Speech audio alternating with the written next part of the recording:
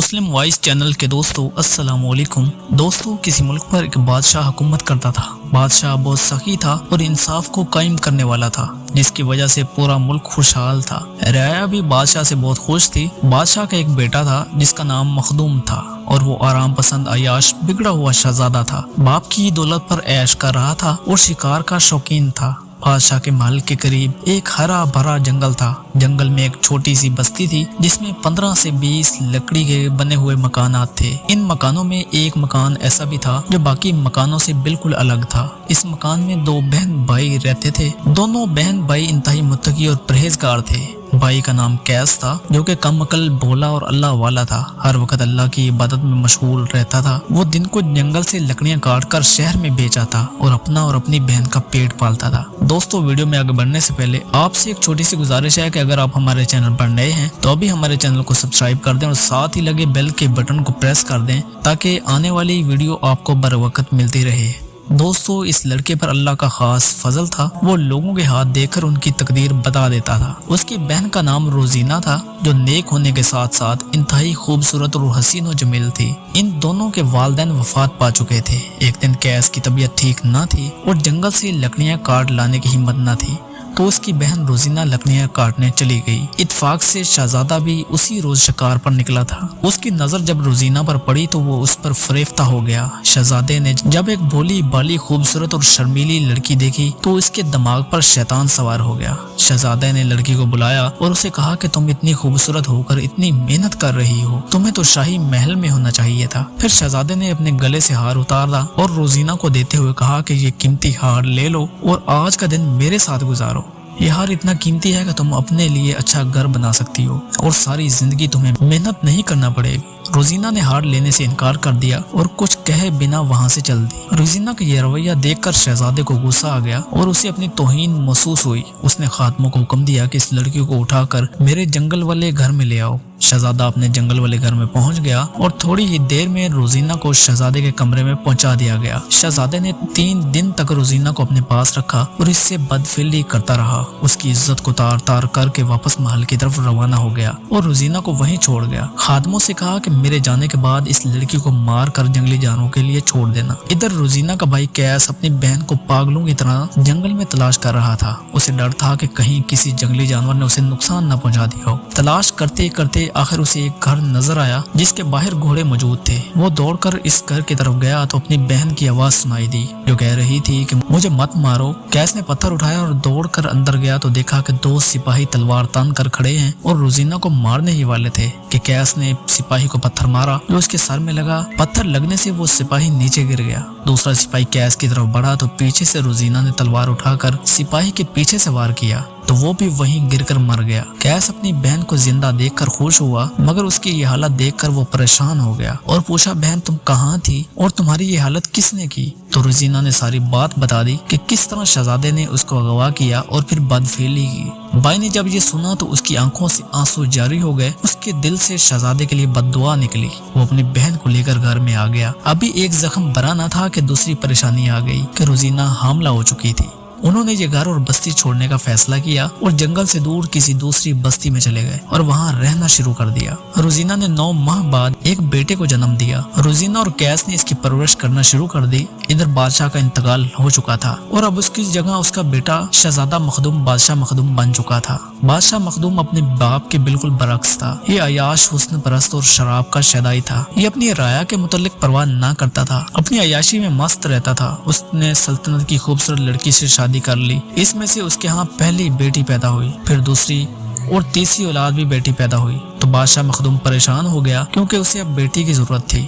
اسے اپنا وارث چاہیے تھا مگر چوتھی اور 5ویں بار بھی اس کے ہاں بیٹی پیدا ہوئی تو بادشاہ مخدوم نے دوسری شادی کر لی۔ پھر دوسری بیوی سے بھی اسے 3 بیٹیاں پیدا ہوئیں۔ بادشاہ مخدوم نے تیسری شادی کر لی۔ تیسری شادی سے بھی 3 بیٹیاں پیدا ہوئیں۔ بادشاہ مخدوم فکر مند رہنے لگا۔ اس نے شاہی حکیموں اور طبیبوں سے مشورہ کیا اور کہا کہ جو بھی ہو مجھے ہر صورت بیٹا چاہیے۔ شاہی حکیموں نے ہر طرح کا نسخہ، ہر جڑی بوٹی کا استعمال کرایا مگر بادشاہ کے ہاں ہر بار بیٹی ہی پیدا ہوتی۔ کوئی علاج، کوئی دوا، کوئی ہیلا کام نہیں کر رہا تھا۔ یوں کرتے کرتے بادشاہ نے 11 عورتوں سے شادی کر لی اور بادشاہ کو اب تک ان 11 بیویوں میں سے 50 بیٹیاں پیدا ہو چکی تھی، بیٹا ایک بھی نہ پیدا ہوا تھا۔ سلطنت کے حالات دن بدن بگڑتے جا رہے تھے، رعایا کی زندگی دن بدن تنزلی کا شکار ہوتی جا رہی تھی۔ سلطنت کی دولت طاقتور لوگوں کے ہاتھ میں آ گئی تھی، غریب بھوکے مر رہے تھے اور دیگر ملکوں کے ساتھ تعلقات بھی خراب ہو رہے تھے۔ سلطنت کی فوج بھی بادشاہ کی طرح آرام پسند ہو چکی تھی، مگر بادشاہ مخدوم اس کی پرواہ نہ تھی۔ اسے تو بس یہ پریشانی تھی کہ میرے ہاں بیٹا پیدا کیوں نہیں ہو رہا۔ مخدوم کو بادشاہ بنے 25 سال کا عرصہ گزر چکا تھا۔ وہ فکر و غم اور مسلسل شراب نوشی سے شرابور ہو چکا تھا۔ اس کی اولاد پیدا کرنے کی طاقت ختم ہوتی جا رہی تھی۔ ادھر روزینہ کے دل میں بدلے کی آگ بھڑک رہی تھی، وہ اپنے ساتھ ہونے والی زیادتی کا بدلہ لینا چاہتی تھی۔ بادشاہ نے اپنی بیٹی کی دل و جان سے پرورش کی۔ روزینہ کا بیٹا بڑا ہو کر نیک، متقی اور ماں کا فرما بردار بیٹا بن گیا۔ جنگل میں زندگی گزارنے کی وجہ سے وہ ایک طاقتور نوجوان بن گیا تھا۔ اس کا نام ارباز تھا۔ روزینہ نے اپنے بیٹے ارباز کو سلطنت کی فوج میں بھرتی کروانے کا فیصلہ کیا۔ ارباز شہر چلا گیا اور فوج کے سربراہ کو اپنی آمد کی وجہ بتائی۔ سربراہ نے اس کا امتحان لینے کا فیصلہ کیا اور اسے آزمائش میں ڈالا، جس میں وہ کھرا اترا اور سب کو اپنی بہادری اور چستی سے حیران کر دیا۔ سربراہ نے اسے فوج میں شامل کر لیا اور اس کی جنگی تربیت شروع کر دی۔ عام سپاہیوں کی نسبت اس نے بہت جلد جنگی مہارتوں میں اپنا لوہا منوا لیا اور فوج کے اعلیٰ سپاہیوں میں شامل ہو گیا۔ فوج میں ارباز جیسا بہادر، نڈر اور ماہر تلوار باز کوئی نہ تھا۔ ارباز اتنا بہادر سپاہی تھا کہ 10 لوگوں پر بھاری پڑتا تھا۔ اس نے جلد ہی جان لیا تھا کہ فوج 2 دھڑوں میں بٹی ہوئی ہے، ایک دھڑا بادشاہ اور سلطنت کا مخالف تھا اور دوسرا حامی تھا۔ ارباز نے اپنی ماں کے حکم پر مخالف فوج کا ساتھ دینے کا ارادہ کیا اور جلد از جلد اپنے منصوبے کو پایا تکمیل تک پہنچانے کے لیے اس پر کام شروع کر دیا۔ بادشاہ مخدوم کو ارباز کی بہادری کی خبر ملی تو اس نے اسے اپنے دربار میں طلب کیا اور اس کی بہادری اور مہارت کو سراہتے ہوئے اسے فوج کا سربراہ بنا دیا۔ ارباز نے بادشاہ کے چہرے سے اندازہ لگا لیا کہ بادشاہ بہت پریشان ہے۔ اس نے بادشاہ سے پریشانی کی وجہ پوچھی تو اس نے بتایا کہ وہ 11 عورتوں سے شادی کر چکا ہے اور 50 بیٹیاں پیدا کر چکا ہے، مگر اس کے ہاں ابھی تک بیٹا پیدا نہیں ہوا۔ تو ارباز نے بادشاہ کو بتایا کہ میں ایک ایسے بزرگ کو جانتا ہوں جو ہاتھ دیکھ کر تقدیر بتا دیتا ہے۔ بادشاہ نے کہا کہ اس بزرگ کو میرے روبرو پیش کرو۔ سپاہی بزرگ کے پاس گئے تو بزرگ نے بادشاہ کے پاس جانے سے انکار کر دیا اور کہا کہ جس کو ضرورت ہے وہ خود میرے پاس آئے۔ یہ سن کر سپاہیوں نے بزرگ کو زبردستی لے جانا چاہا تو بزرگ نے تالی بجائی، جس پر سپاہی دور جا گرے اور ڈر کر واپس بادشاہ کے پاس آ گئے اور اس واقعے کے بارے میں بتایا تو بادشاہ نے سوچا کہ جو بزرگ تالی سے سپاہیوں کو بچھاڑ سکتا ہے وہ ضرور کوئی پہنچی ہوئی ہستی ہے۔ لہذا بادشاہ کو امید کی کرن نظر آئی اور وہ فوراً بزرگ کیس کی خدمت میں حاضر ہو گیا اور اپنا مسئلہ بیان کیا۔ تو بزرگ کیس نے بادشاہ کو دیکھا تو اسے وہ وقت یاد آیا جب اس کی بہن کے ساتھ اس بادشاہ نے زیادتی کی تھی۔ کیس ایک متقی، پرہیزگار اور عبادت گزار انسان تھا، لہذا اس نے بادشاہ کو ددکارنے کی بجائے اس کا استقبال کیا اور اس کا ہاتھ دیکھا اور بس اتنا کہا کہ تیرے ہاتھ کی لکیریں بتاتی ہیں کہ تیرا خون ہی تیرے بعد تیرے جانشین بنے گا۔ بادشاہ نے پوچھا میرا تو کوئی بیٹا پیدا ہی نہیں ہوا، میری 11 بیویاں ہیں اور 50 بیٹیاں ہیں، لیکن بیٹا کوئی نہیں۔ تو کیس بزرگ نے کہا کہ میں تمہاری تمام بیویوں کے ہاتھ دیکھنا چاہتا ہوں۔ بادشاہ نے اپنی تمام بیویوں کو بلایا، بزرگ نے سب کے ہاتھ کی لکیریں دیکھی، مگر آنے والے وقت میں کسی سے بیٹی کی امید نظر نہ آئی۔ تو بزرگ نے دل میں سوچا کہ میں نے 25 سال پہلے جو بادشاہ کو بد دعا دی تھی وہ اسے لگ چکی ہے اور میرا بانجا ارباز ہی بادشاہ کی واحد نرینہ اولاد ہے جس کا بادشاہ کو علم ہی نہیں ہے اور وہی بادشاہ کا جانشین بنے گا۔ بزرگ کیس نے بادشاہ سے کہا کہ ایک عورت ہے جس سے تم شادی کرو تو وہ تمہیں بیٹا دے گی، مگر اس کے حق مہر کی ایک شرط ہے، وہ تم پوری کر دو گے تو تبھی تم سے شادی کرے گی۔ بادشاہ بزرگ کی بات سن کر خوش ہو گیا اور کہا کہ مجھے جلد از جلد اس عورت کا پتہ بتاؤ، میں آج اس کی شرط پوری کر کے اس سے شادی کروں گا۔ بزرگ نے کہا کہ اندر کمرے میں چلے جاؤ۔ بادشاہ کمرے میں گیا تو اندر روزینہ کھڑی تھی جس کا منہ دوسری طرف تھا۔ بادشاہ نے کہا کہ تم اپنی شرط بتاؤ۔ تو روزینہ نے کہا کہ میرا حق مہر تمہاری پوری سلطنت ہے، مجھے اپنی سلطنت دے دو، میں تم سے شادی کر لوں گی۔ بادشاہ نے کہا کہ میں تمہیں آدھی سلطنت دینے کو تیار ہوں، مگر روزینہ نے پوری سلطنت کے بنا نہ مانی اور کہا کہ پوری سلطنت دینے میں ہی تمہاری خیر اور بھلائی ہے۔ بادشاہ نے بہت منت کی مگر روزینہ کے دل میں آگ لگی تھی، وہ کسی صورت نہ مانی۔ بادشاہ مایوس ہو کر واپس آ گیا۔ ادھر ارباز بغاوت کرنے کو تیار تھا، ماں کا حکم ملتے ہی اسے بغاوت کر دی اور مختصر سی جنگ کے بعد اس نے محل پر حملہ کر دیا۔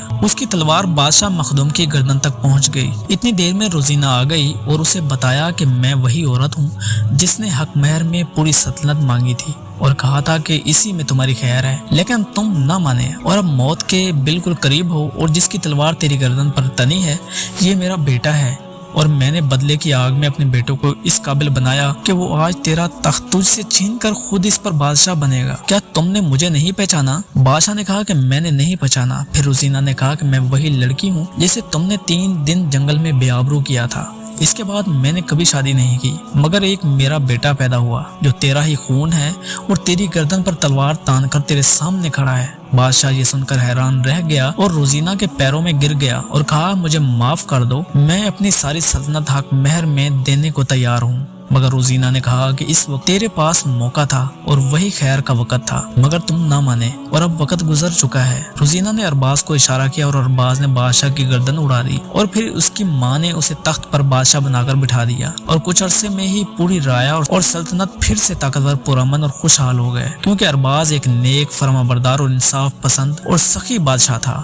دوستو یہ تھی ہماری آج کی ویڈیو۔ ہم امید کرتے ہیں کہ آپ کو ہماری آج کی یہ ویڈیو ضرور پسند آئی ہوگی۔ اگر آپ کو ہماری آج کی یہ ویڈیو پسند آئی ہے تو آپ سے گزارش کرتے ہیں کہ آپ ہمارے چینل کو ضرور سبسکرائب کر لیں اور ساتھ ہی لگے بیل کے بٹن کو بھی پریس کر لیں تاکہ آپ کے پاس ہماری آنے والی مزید معلوماتی ویڈیوز کا نوٹیفیکیشن بر وقت ملتا رہے۔ اللہ تعالیٰ آپ کو اپنے حفظ و امان میں رکھے، آمین۔